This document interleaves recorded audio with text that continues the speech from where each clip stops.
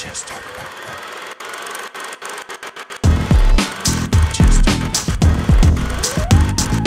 right, welcome everybody.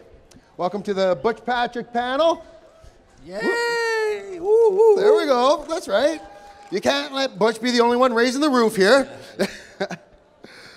So, Butch, thank you so much for joining us here in Hamilton. How's the time been so far? Time's been wonderful. I always have a good time up here, so thanks very much for having me in. Well, it's great of you. Now, you've come to Hamilton a few times now. I have. Yeah, so you must be a fan of the Steel City. I have friends in the area, and I've been up here a few times, so yeah, I am a fan. Awesome. So let's talk a little bit about what everyone obviously is here to talk about. Let's talk about the Munsters, which ran at Universal Studios from 1964 to 66, spun off a few movies, some reboots, a lot of reboots. Talk about your time and, how you got into playing the iconic Eddie Munster. Well, it was weird. I worked from 1960 to 1972 in the business regularly, which was a great window. It was very much pop culture at its best. Before the Munsters, I did a year of the Real McCoys, and I did a year of General Hospital. So I was sort of a seasoned veteran at the time, but I wasn't even living in Hollywood during the original casting of the Munsters. Fans of the show they've seen the unaired pilot, which featured a different mom and a different kid. Happy Durman as Eddie and Joan Marshall as a character called Phoebe instead of Lily. But at the last minute, before they went into production, CBS apparently had second thoughts about the mom and Eddie character. So what they did is they had already looked at every kid in Hollywood, and they had narrowed it down to 2 more kids after the Happy Durman to screen test. And my agent convinced them to fly me in from Illinois, where I was living with my grandmother. So they did, and I went from the airport to the studio, got the part. My mom was living in Washington, D.C. with my professional baseball playing stepfather, so I didn't have a family out there. So I moved in with my uncle. We hired a woman to take me to work, and for the next 2 years, the Munsters was literally my number one family because my family was on the East Coast. I would fly back and visit them maybe once a month. So yeah, there was all kinds of interesting things going on at Universal during that time, and my favorite thing to do, and when I was doing the Munsters, that was my job. But when I completed my book called Munster Memories, they asked me, what was your favorite memory? And for that, I told them, I said, my favorite memory was, little boys like to explore. So here I am, 11, 12 years old. When I have some time on my hands, I got the whole Universal Studios at my disposal to go wander around and, do this and do that. And my favorite destination was always the McHale's Navy Lagoon, because Ernie Borgnine and Tim Conway were such nice people. And then my uncle supplied horses to the Westerns in Hollywood, so he would be over supplying horses to either Wagon Train or the Virginian, and it was like go see Uncle John and hang out with Ward Bond and William Smith, and it was just a great time to be a kid. Especially, it was work, but it was great memories too. And it sounds like a lot of fun. And now we talk about, you see a lot of child actors throughout the year that can't handle the pressure, which has got to be really hard. How were you able to kind of stay the straight and narrow? Was it just because it was a different time, or because it seemed like you had the world at your hands? Well, straight and narrow. You got to remember it was the 60s, first of all. And growing up in the 60s, I'm 65, I was born in 53. So when I turned 8, 9 years old, it was the beginning of the 60s. And then to the end of 1969, the summer of 69, I got my first car. I went to Brazil 3 months, unchaperoned.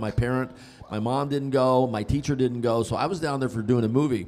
And as like my sister likes to say, when I got like almost 8 years sober. So when I go to my CHIP meetings, my sister says I left as Richie Cunningham, and 3 months later I came back as John Lennon. So it gives you an idea of where my life went at the age of 16. In Hollywood, I got into a lot of things I probably shouldn't have, but I was always functioning. I kept working, and I wanted to party, and I did it well, and I had fast cars and lived at the beach and surfed and really had a great time because I figured I'd been working, for 12 years. I was entitled to go crazy. I didn't plan on it lasting 40 years. Nobody does. But everything's good now, and the thing with Hollywood in the 60s is, you could get away with it. Everybody was drinking. Everybody was partying. Everybody was, Sunset Strip and Haight-Ashbury in the Bay Area. It was the drug culture. Right. And it just lasted for a long time. Well, congratulations on 8 years of sobriety. Thank I think you. that's amazing. Yep. Who would have thought? It was funny. I'm sitting next to Dave Faustino, and I haven't seen Dave since I got sober. And he says, "Man," he goes, "You look younger than you did 10 years ago." I know. Thank you. So it's good to be on this side of the fence. Yeah, no doubt. That's amazing. That's amazing. So can you tell us any kind of cool stories from the lot there? Because like you said, this was the golden era. Well, pop culture was in its peak in the 60s, no doubt about it. Before the Munsters, I was lucky enough to do shows like Mr. Ed and My Favorite Martian, and then after the Munsters, we did some classic pop culture stuff. I Dream of Jeannie. Nice. And one of my favorite things that I did was for Chuck Jones. I did a movie called The Phantom Toll Booth, which was based on a really great children's book. But even better than that was the Beatles came to the Munsters set one day, and I was off work that day, and I missed meeting the Beatles. But I made up for it by getting probably my favorite role of all time was the Monkees Christmas episode. I got to perform with the Monkees. And I spent a whole week with the guys. And the script that I was in, I was like their equal. I was in every scene with them. I was kind of like the guest star, and it was a wonderful experience. And to this day, you know, I'm still friends with them all. I mean, obviously, Davey passed away, but Mickey and I see each other all the time. Peter, Mike's a little bit standoffish, but I have met him. And when people ask me, what was your favorite time to work? And I told them, I said, I told everybody in school when I got the interview that I was going to be on the Monkees because they were like bigger than life in 1967, 68. They were huge. They were as big as the Beatles, maybe even bigger in the States. Right. So, and they had a TV show, which was very cool. It's a great time to be alive, I'm sure, and a great time to be a part of all of that. Now, where do you go on? Like, once the Munsters ends in '64, what happens from there? I went over and continued working. I did a few years of My Three Sons. I was always Ernie's best friend, and I think I did 20 episodes across like 3 years. Disney movies, which when you're a kid, that's pretty much the state-of-the-art place to be. Right. I remember I was out there with Kurt Russell and Leslie Ann Warren and John Davidson and stuff, and other kids and adults as well. I was lucky enough to have met Walt, which was really cool on my bucket list, and people ask me who's the most influential people or the most famous people you ever met. Walt's always at the top of the list. And right. Did some work with Evel Knievel and met Rod Serling. He's the Twilight Zone is my favorite all-time show, and that boy, I tell you, you wonder where those ideas come from. He was not of this planet. I don't know where he came from or where he got those ideas, but he was tapped into something way beyond what we know. What do you think of Jordan Peele rejuvenating the Twilight Zone? I think it's great. I think it's a tough bar to attain the level that Rod Serling did, but yeah, he was wonderful. The thing of George Barris too comes to mind. George Barris created the Munster Coach and the Dragula for us, but he also did the Monkey Mobile and the General Lee and almost all the TV movie cars you would ever see. And as a 12-year-old kid, my favorite place to go on Wednesdays when I had a long lunch was to go to the hobby shop to pick up a piece of slot car track or a slot car from my home track, but go to George's shop and see what he was up to. And that's where I met Sinatra, and I met Elvis, and I met Sonny and Cher, and all the people in Hollywood were all picking up their George Barris customs. And that was like the coolest thing to do because while everybody was building the Munster Coach model, I was riding around in the real thing, which was very cool. Amazing. And I just can't believe, like, some of the names, like, and you're saying them so casually. Just Elvis, the Monkees, no big deal. Just the run-of-the-mill guys. I was very lucky. And another interesting part, I would just go to the studio, do my job, and I lived 25 miles away down in the Beach District, and I just tried to keep a regular low-key lifestyle going. I'd work here, but I didn't tell anybody what was going on. But my mom had married a professional baseball player, so my favorite thing to do was to go to the ballpark early and shag flies into the stands when the pros were playing long before anybody else was allowed in the stadium. So that was like a really cool thing. And then when I turned 16, I got into drag racing, and I started going to the track with Jack Chrisman and his family, and he invented the funny car. I thought I was going to be a funny car driver for a time until I figured out there were really I didn't have the the cojones to do it. Right. So it was fun for me to go to the track, but I was not going to be a driver, maybe a team owner or something. But one thing led to another. In between acting and movies, I was lucky enough to be around very exciting things to do. So I just felt everybody had this kind of life, so I didn't take it. I never really appreciated it until later. Right. Which is usually the way it is, in reflection. Exactly. So let me ask you, you mentioned a couple times about your stepfather Yep. being a professional baseball player. Would you let us know who he was and who he played for? Sure. His name was Ken Hunt, and he came up through the Yankees as a rookie. He went to the Angels in the 61 expansion. He was Mickey Mantle's roommate. They were grooming him to be heir apparent to center field. He was Roger Maris's lifelong friend. They were both from North Dakota. They were actually buried in the same cemetery within throwing distance of each other. My brother's godfather was actually Moose Skowron, Bill Skowron from the Yankees in the 60s. He went to the Angels, dislocated his shoulder during a game, and he never really recovered his throwing arm. So he only played 5 years.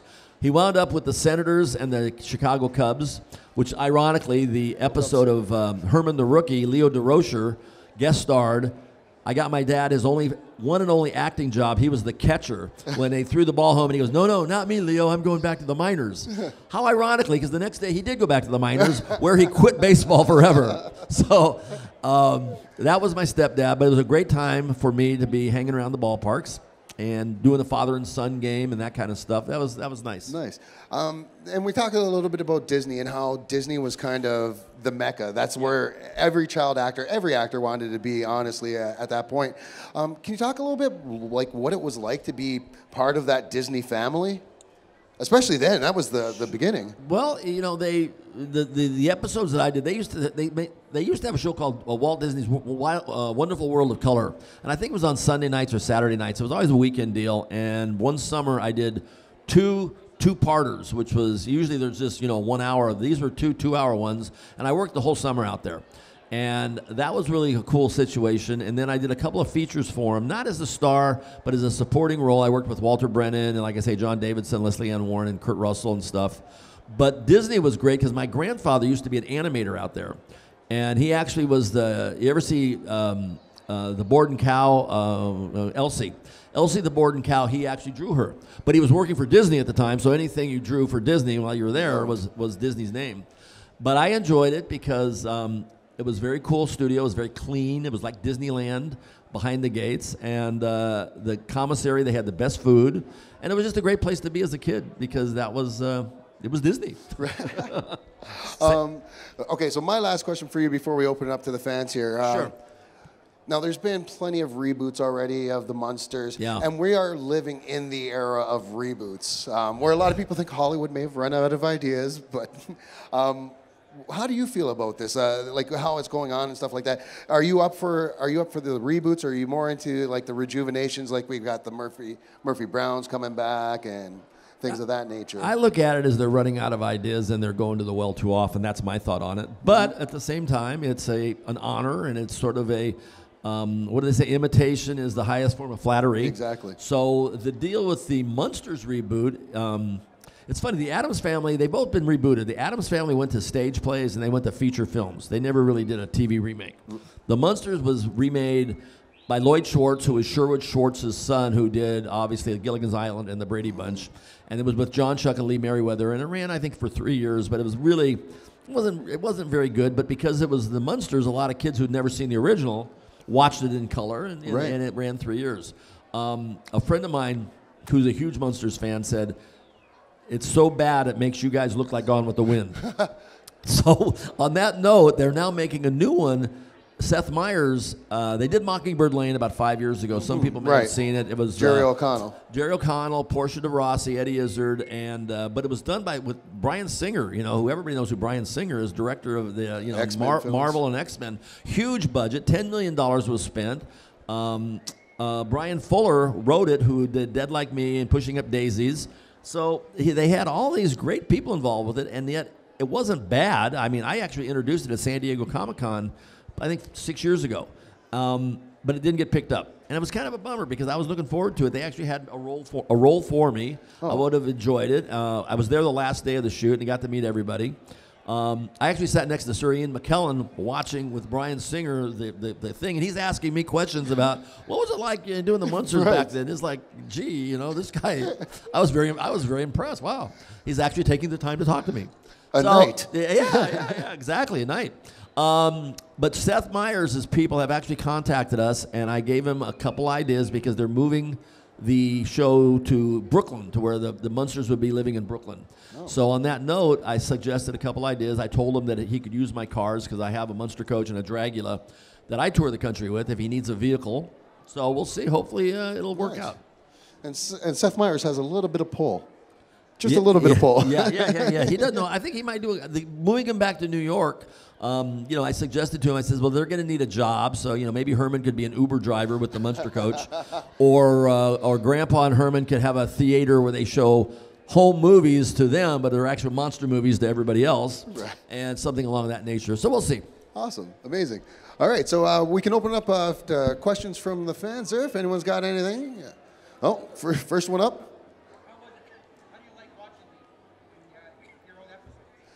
Do you watch your old episodes, and do you have a favorite? Actually, I have several old episode favorites, but the reason I enjoy watching them isn't so much to see myself. I like seeing the set designs and all the technical stuff that I didn't take, that I sort of took for granted and I didn't take into account originally. Because the success of the show is multi-level. It's yes, they had funny scripts, and yes, they had pretty good acting team, but Universal was the monster studio.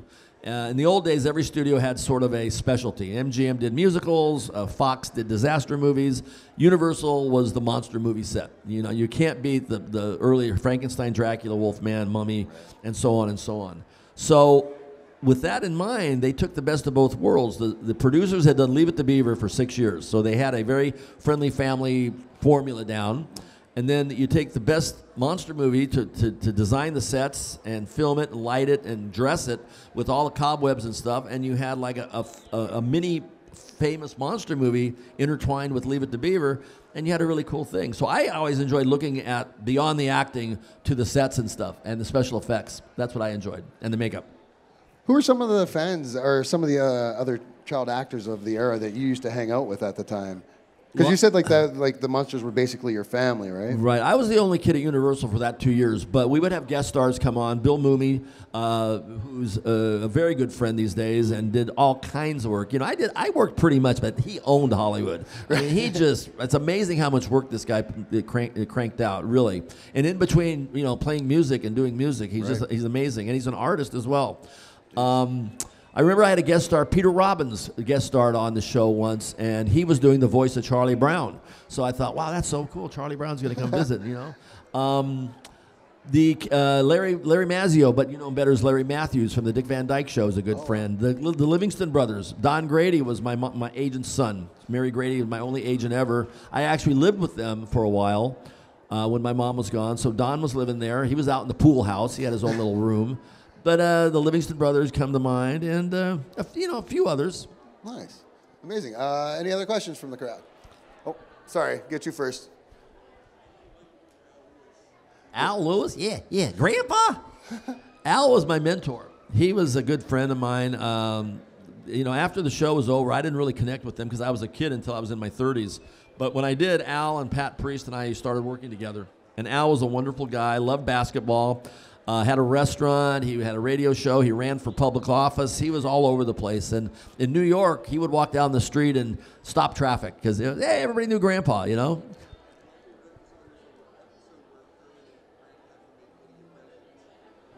Birthday present? Yes. Yeah. That's called a house divided, where they made a go-kart and Herman wrecked it, and then Grandpa wound up, they put a big white stripe down the middle of the house because they were arguing about who owned the house, who put the down payment, and this and that. That was a good episode. Classic. Yeah, that's right. There's a lot of good episodes. Some of my favorites are Zombo, where the TV host, Eddie's Nickname, where I grew a beard, Hot Rod Herman, we go to the drag strip, was a good one. A lot of the ones where Herman wants to perform to not disappoint his son, like the Herman the Rookie. We've got the basketball one. We've got the golf one. We've got the where he's the coach at the track meet. There's a whole bunch of them. Yes. Right at the back there, Leafs. Hey, Rich.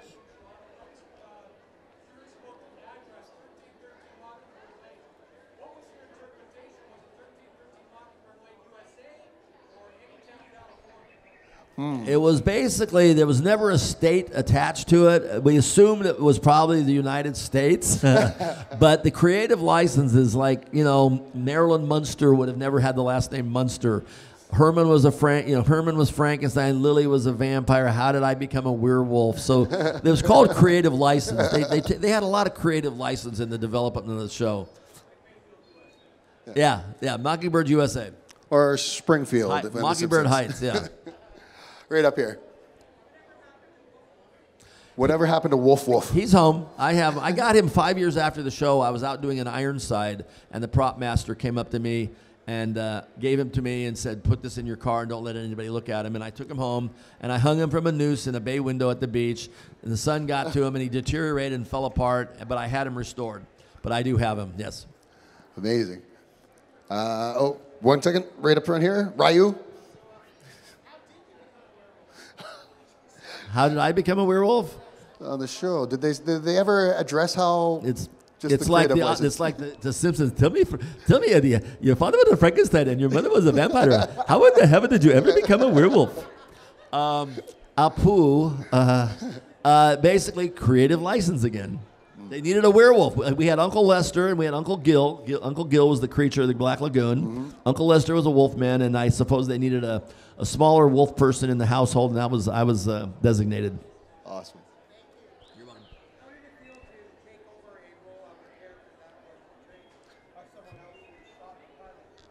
Are you taking questions from somebody that's not here? Well, it's Silent Bob, so Silent Bob can't say anything. That is commitment to character. Yeah, that is. Don't break character. One more time. How did you feel taking over a role of someone else who actually played it first? No, not at all. It happens all the time in Hollywood. There's like two things that happen in Hollywood. You take over roles or you give up roles. I actually had a role with an unknown. It's 1971. An unknown director with the name of George Lucas shows up at the beach one day while I'm surfing and asked me, "Would you cut your hair to do this little movie about cars in Modesto?" I go, "No, my hair's down to here. It's 1971. I look like somebody in the Doobie Brothers." And I go, "I'm not about to cut my hair for your little movie up in Modesto about cars." And 2 years later, I go and see the movie. It's called American Graffiti. And the part that I turned down was Richard Dreyfuss's part. And it's like, but you think that's bad. Paul LeMat, who was in that movie, Big John Milner, he turned down Han Solo's part for Star Wars. Yeah. So you get these stories of people missing the boat on the biggest roles of their life. It wasn't Harrison Ford was like the carpenter on set of Star Wars. He wasn't even an actor. Yeah, he was a carpenter, and he remembered him from he drove the car in the race in American Graffiti. But yeah, his carpenter skills were like, you ever see the movie Witness?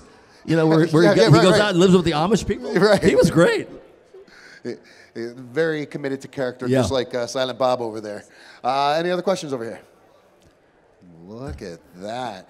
No questions about Mickey? Uh-oh. Do you have Mickey Dolan? It's funny how things can work in life. A friend of mine handles Mickey Dolenz and the Monkees now. And she was a big Monkees fan about 10 years ago, and I knew that. So Davy Jones was going to be coming to a show, and I put him on the phone with her just because I wanted her. And he wound up passing away before they actually met. No way. So she at least got to talk to Davy. Then I put her on the phone with Mickey Dolenz. And then I put her on the phone with Peter Tork. Now she does all the Mickey's bookings. And you're looking at the #1 Mickey Dolenz fan in the world right here. Right there. And she says, Jacqueline lives in Toronto. She was assigned to be my assistant at a Monkees convention. Oh, wow. That's how we met. Wow. Because they couldn't put her with Mickey because she would faint.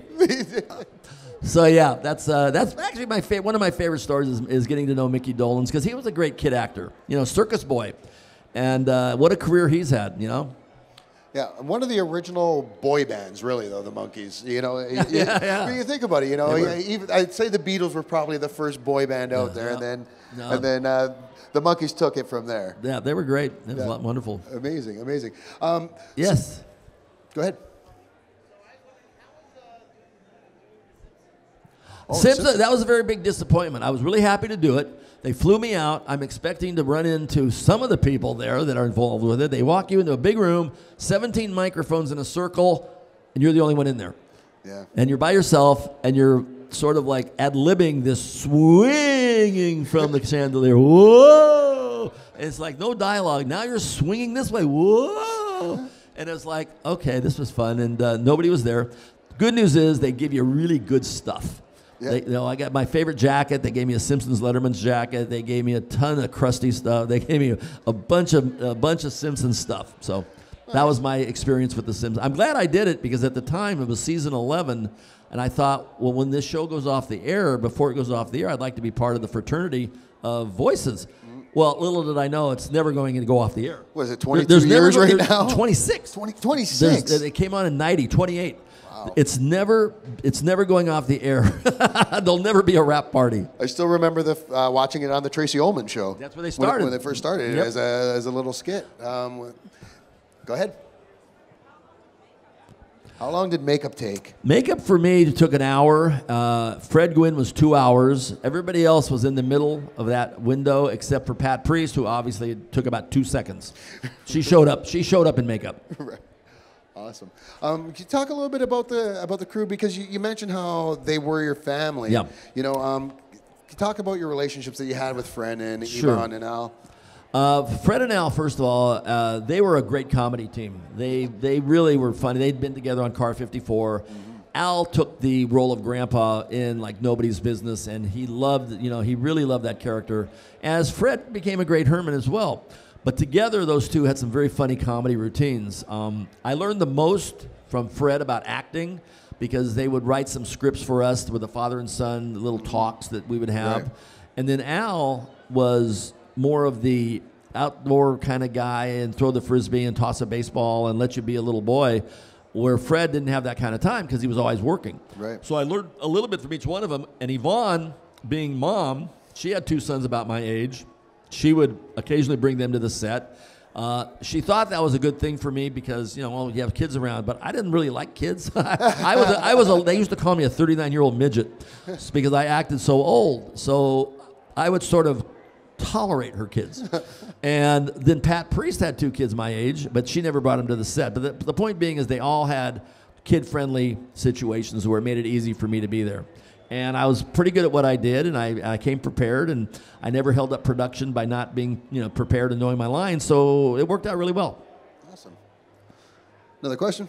Right over here. How did you like working with the Real McCoys? Oh, that was actually very cool because I knew I knew Dick Crenna from Armis Brooks. That was what I was watching as a kid. I remember him in Eve Arden, so he had that little squeaky voice, and he was playing a character. But my mom introduced me to Walter Brennan, who I didn't know it at the time, but he won 3 supporting actor awards in a row, in the late 30s and 40s. So he was a really strong star power who was doing television. So when we did the show, they had adjusted it to where it was only 3 guys. It was only Amos, Peppina, and Luke. They had lost the little Luke, and Cassie and Sugar Babe were all gone. So for a love interest for Luke, my mother inherited the farm next door as a widow, and Luke would come over and sort of help us out, and he had like romantic interest in my mom. So, and to get my mom's attention, he would take me fishing a lot. So that was my job. That was my job, to ride the pony over and go fishing with Luke. But as far as hanging out with them, they were very nice to me. And I remember vividly about Amos, Walter Brennan being such a strong actor. Amazing.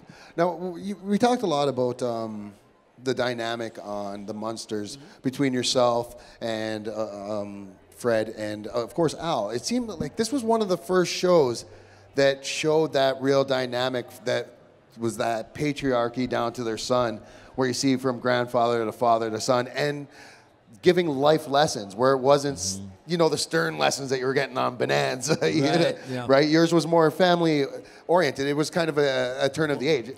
Well, yes, and the reason for that was you got to remember this was a 60s where there was a lot of civil unrest and there was a lot of stuff going on in the 60s and protests, and there was just a lot of things going on. So what the Munsters was a very soft-handed approach to don't judge a book by its cover. Beauty is in the eyes of the beholder. All of those little cliches that come up about, skin deep and this and that. The Munsters had those. So there would be some talks, for instance, when I grew a beard, and at the end of the show, when my beard disappears into the soup, And Herman goes, Eddie, did you learn anything from this? And I said, yes, I never make fun of mom's soup again. No, that's not it. And here's his little, and this is, I see this all the time still. No, it doesn't matter what color you are, or what you look like, or this or that. It's the size of your heart and the strength of your character. So these little talks would be ending the show, and Grandpa would come over and say, Herman, you ain't perfect, but you're all right. You're not perfect, but you're all right. That's a great And the show would end, and everybody would have a little lesson to be learned, and we would be off until next Thursday night when another situation would come forward where Eddie would have a lesson to learn or Herman would have a lesson to learn. But they were very much very strong shows, totally G-rated, family values, good stuff. And that's one of the reasons that it holds up so well, because people are really looking back for that kind of stuff, and that's why there's so many nostalgia channels that do so well. Right, exactly. And it was a great show, and one of the first shows to provide that social commentary for people that you really weren't getting out there. Well, and the fact that it's a unique show that about the monster, the makeup factor.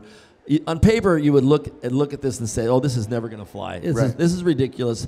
But the fact that they had talking horses, you had Martians, you had witches, you had genies, you had very non-reality based shows that were doing well, and people just wanted to be entertained. They wanted to come home, watch TV, which was the entertainment for the evening. There was no internet, there was no cable. This was it, 3 channels in most of the country, and you picked one of the 3 things you wanted to watch, and it happened to be the Munsters.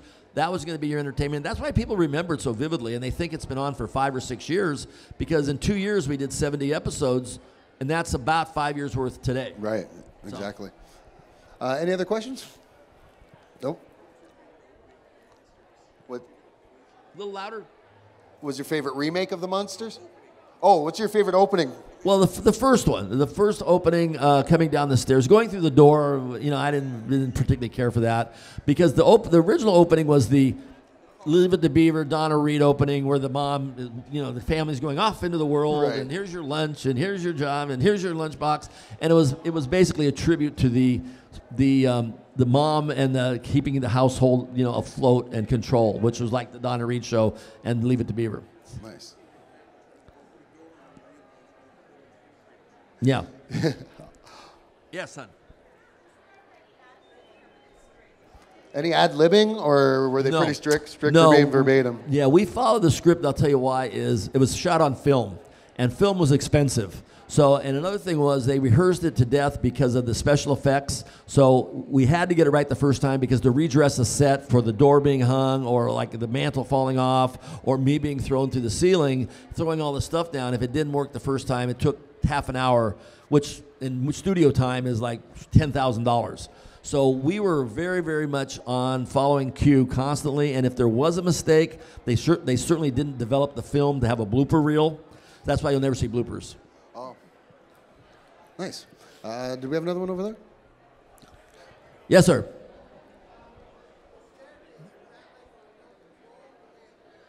Was the staircase remote control? No. It's funny when you look at the TV screen, because I can look at it differently, because I know exactly what's going on 2 inches off the screen. There's a guy with a coffee cup and a cigarette, or a big grip holding a rope, pulling down the hinge to see all this magical stuff that happens. So no, there was 2 guys in the back of the stairway. It was hinged, and it had springs, and one guy would pull it, and then the other guy would activate the spot flames and the breath and stuff. Now, where do you stand? Because you guys were kind of on the precipice of special effects back then. You guys were at the forefront. Looking at where it started and where it is now, what are your thoughts on that? Like, I know there's a lot of people that are against the CG. Where do you stand on the side of practical effects towards more of the computer-generated? Well, it's funny you mentioned that, because the 2 guys, Chuck and Davey, were the special effects, our department, 2 men. They both went on to do separately. One went over to Steven Spielberg, and the other one headed up George Lucas. So we had the best guys in Hollywood early in their careers before they went on their merry way to head up big, giant studio departments. I understand the CG thing, and I understand it allows you to do things that could never be done before, but I'm an old school guy who I just enjoy a storyline. I mean, I even enjoyed black and white movies. I like Paper Moon, I like Raging Bull, I like old school stuff that just shows a story. But you know, I mean, I like old monster movies. I'm not a big into the Saws and the Hostels and all this kind of, you know. I like old school Creature of the Black Lagoon, maybe The Birds, some Hitchcock stuff because, you know, it could happen. I like that kind of. I like the old sci-fi movies from the 50s. You know, it's them and oh God, the Invaders from Mars and things of that nature. Did you appreciate the remake? Not so much. Mars Attacks. No, the Mars Attacks was good. Mars Attacks was hilarious. That was funny. I enjoyed that very much. Yeah, me as well. I had a chance to buy one of those Martian things too for $200. I should have bought it, but I couldn't get it home. Right on. So what do you have going on nowadays? You're doing a lot of the cons and. Well, I bought the Munster Coach and Dragula cars a few years ago, and I bought my grandma's house that I used to live in when I was 13 in the Midwest, and then I got married. So the combination of getting married, the cars, and the house all in a 2-year window placed me on the ground doing automotive events and racetracks and this and that. The Comic-Cons are great. It's just kind of, they take up a 30 by 30 foot spot, so a lot of the promoters can't give up that kind of space for me to be there. Like right now I'm here without them. Right. There is the guy that used to do Super Scary Saturday for TBS about 30 years ago with Al Lewis contacted me, and we're developing a live stream show, subscriber show for next year called Eddie's Monstrous Movie Mausoleum. And what we're going to do is we're going to host monster movies, obviously, the worst movies we can find. But the kicker is going to be I'm going to be the straight man, and I'm going to have different horror hosts from around the country be my co-star during each episode. Nice. So the deal will be, the premise is I've inherited the Gateman Goodberry Graves Casket Company. These horror hosts are my casket reps around the country. Selling caskets is my business. And we will be featuring funny horror movies and slicing and dicing them up. Without without Elvira's cleavage. How's that? Well, you had me until right there. Yeah. For a second, you had me. I will have Ivonica. So far, we've got Dr. Paul Bearer. We have Dedgar Winter. We'll probably get Svengoolie involved. All the horror hosts around the country. The deal is if they'll participate in my show, I'll participate in their show. So it's a nice barter system. And let's can we talk a little bit about the live stream? This is kind of the new medium. You know, we've had another paradigm shift as of late, and it seems network TV is kind of in the ages of the dodo almost. Well, I know nothing about it. I'm old school. You know, when I was a kid, we had a roll of dimes, the payphones, and that's how I grew up. But nowadays, the gentleman that's doing it, Jeff Grimshaw, who did the Super Scary Saturday as a young man, he teaches communications at Vermont, the University of Vermont. So I got the right guy to collaborate with. Right. He loves the Munsters. He's got a proven track record.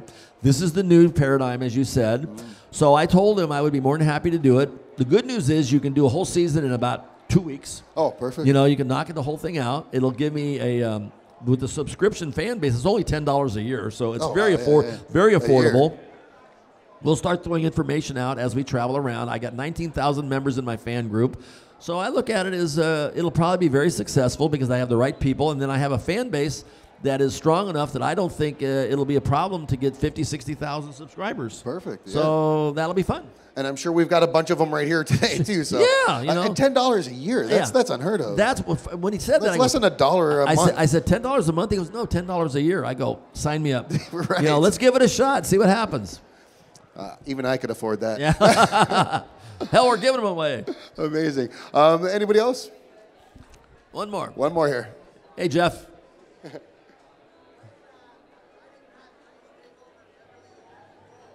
Why did Pat Priest take over? Beverly Owen, this is a good story, especially since Bill Diamond's here. Have you seen Bill Diamond set up there with Fraggle Rock and all the puppets? Beverly Owen's agent, she lived in New York, and she was dating a guy who was the producer for Captain Kangaroo. She was madly in love. But her agent got her this interview for Marilyn Munster for this show called The Munsters in Hollywood. And she didn't want to go to Hollywood. She didn't want to live in Hollywood. The agent told her, I guarantee you this show will not see the light of day. I guarantee you. Just go out for the paycheck. You'll be there a week. You'll be home next Monday. Well, lo and behold, she goes and does it. Show becomes a hit. Now she's stuck in L.A. She cries every day. She knits. She cries every day. She knits. She's moving. She's living with Fred Gwynn and his wife. And finally, they went to the producers and told them, you got to let this woman go home. This is like really harsh and unusual punishment. They go, no, we got a hit show. She's an integral part of this show. She's not going anywhere. So Fred and Al got together and basically told them, if you do not let her go, we will quit, you won't have a show at all. So they let her go, and then Pat Priest stepped in. What happened was they blackballed her from ever working again. But the good news is her husband, her sweetie-to-be, they got married, and they created Sesame Street together. So it was a happy ending, so that's a good thing. Wow. That's amazing. Yeah. Awesome. I mean, that's big news. You know, I love Captain Kangaroo, but Sesame Street, that's good stuff. It's the one that keeps giving to us all. That's right. So has everyone been entertained? How are you not entertained? Have we entertained you? Well, thank you very much. I want to say thank you to everyone who came to join us, and especially thank you to Butch for coming out here. And this has been a great time. Thank you. If you haven't been to the table, come on back and say hi. Bye-bye. Thank you. Thank you for watching the Convention Junkies coverage of the 2018 Hamilton Comic Con. Please like, comment and subscribe to see more, and let us know below what you think of this video. If you would like to help us with future projects, please visit our Patreon page.